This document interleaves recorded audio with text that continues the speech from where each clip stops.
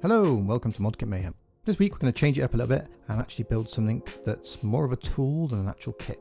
So for a while I'd just been putting my airbrush down on the side with no stand or anything to hold it and kind of just carefully balancing it, which looking back is crazy. But I don't know why. I can't even explain why, but that's what I did. And it worked fine for a little while until it fell off and I got paint on the floor.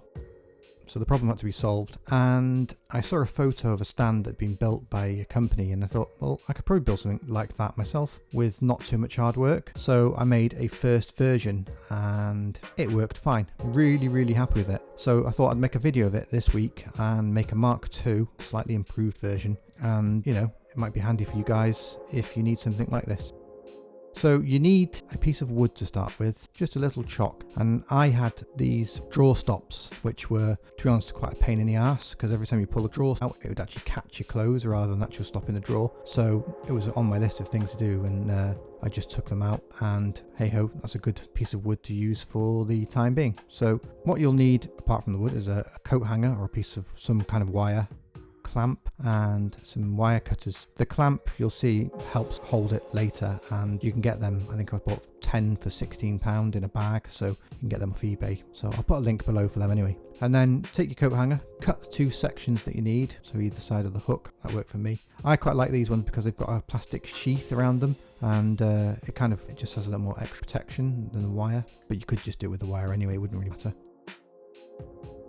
So the first one, I noticed when I was using the pliers to actually bend the wire, it was cutting the plastic sheath. So this time I tried using a piece of tissue just to dampen down the kind of the sharp edges of the pliers. But it was easier just actually in the end to just bend it by hand. You're kind of aiming for a Y shape. So it hooks over, and then, I mean, it might be different for the airbrush that you use, but for my version, which is a pretty standard airbrush, it fitted fine. So you kind of make these little two hook where the airbrush will sit in between. Try and make one a little bit lower than the other, and you'll see why. And then using a drill out two holes that are the same thickness as your wire. Coat hanger wire is perfect because it's pretty heavy duty. Other wire might not do it. It might just, you know, start flexing all over the show, and that would make it awkward. So I wouldn't go any lower in the kind of grade of thickness than a coat hanger wire.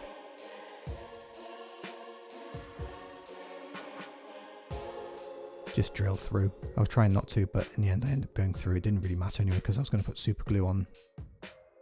I used gel super glue to hold them in position. Because I'd used normal super glue on the Mark I, and it kind of worked, but it wasn't great. But the gel stuff works a lot better. Don't be liberal. Just make sure you've got a fair bit of super glue in those holes, because it needs quite a bit to actually hold that wire. Yeah, and then just slot the wires in, twist them around, get them down as far as you possibly can, so that they've got good purchase on the actual wood. They're going to fall off while you're using them. So you can see the front one there is slightly lower than the back hook. So on the first version I left the wire exposed, and I kind of thought, if I was to actually sort of lean down and not notice it's there, it'd be quite dangerous. So I decided on this version I'd put some caps on there, and the best thing I could find was some wool plugs. Just chop the end off, and then it's got a kind of safety rounded end, so that if you do, you know, catch yourself in the face with it, it's not going to cut you or anything. You could use anything, I mean, some rubber, anything that'll fit there really, and just to stop that sort of accidental sort of stabbing yourself. You don't really want to do that. Super glue them on, and that should do the job. Like I said, just look around and see what you can use. Doesn't have to be wall plugs.